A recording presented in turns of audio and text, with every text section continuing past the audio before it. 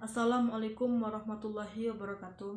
Baiklah, di sini saya akan menjelaskan tentang pemasaran jasa informasi. Terlebih dahulu kita harus mengenal apa itu arti pemasaran dan jasa informasi.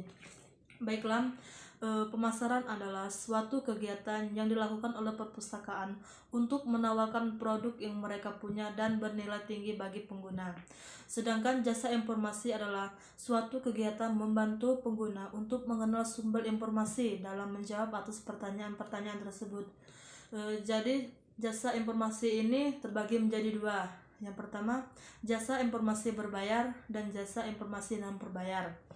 Pemasaran jasa informasi yang dilakukan oleh perpustakaan yakni sebuah layanan jasa informasi yang diberi oleh perpustakaan itu dalam bentuk layanan.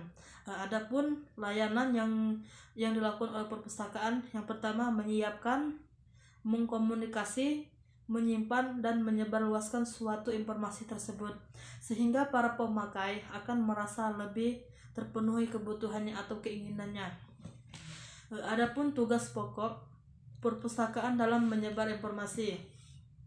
Dalam menyebar informasi di perpustakaan, maka hal yang paling penting atau hal yang paling berperan adalah pustakawan sebagai mengelola informasi dalamnya dan menyebar luas melalui perpustakaan lebih terkendali daripada internet. Karena informasi yang ada di perpustakaan merupakan hasil penyeleksian pustakawan yang bekerja di bidangnya. Adapun bentuk-bentuk layanan jasa informasi di perpustakaan. Yang pertama, sistem layanan terbuka. Maksudnya setiap pemustaka diizinkan melakukan penelusuran langsung ke ruang koleksi dan pemustaka berhak memilih dan mengambil bahan pustaka yang dibutuhkan atau yang diinginkan. Yang kedua, sistem layanan tertutup. Maksudnya setiap pemustaka tidak diizinkan untuk menelusuri dan memilih serta mengambil buku yang tersedia di rak, tetapi harus melalui petugas layanan perpustakaan itu sendiri. Yang ketiga, sistem layanan campuran. Maksudnya di sini perpustakaan memberikan layanan secara tertutup terhadap koleksi karya ilmiah dan koleksi referensi. Sedangkan perpustakaan juga memberikan sistem layanan terbuka terhadap koleksi lainnya. Adapun jenis-jenis layanan jasa informasi untuk pemustaka. Yang pertama, layanan ruang baca. Yang kedua, layanan sirkulasi. Yang ketiga, layanan referensi. Yang keempat, layanan akses internet. Yang kelima, layanan koleksi audiovisual. Yang keenam, layanan fotokopi. Yang ketujuh, penduduk pemustaka dan pelatih literasi informasi. Kedelapan, layanan pemustaka keliling. Jasa informasi dalam bentuk pemasaran, kita bisa menawarkan produk-produk kita, bisa melalui brosur, pamflet, atau sekarang lebih canggih. Bahkan semua orang sekarang sudah mengenal dengan sosmed. Jadi kita bisa menawarkan produk-produk kita atau mempromosikan melalui sosmed seperti Facebook, WA, Instagram, YouTube, dan lain-lainnya. Adapun peran pustakawan sebagai penyedia informasi, yang pertama menentukan objek kerja perpustakaan.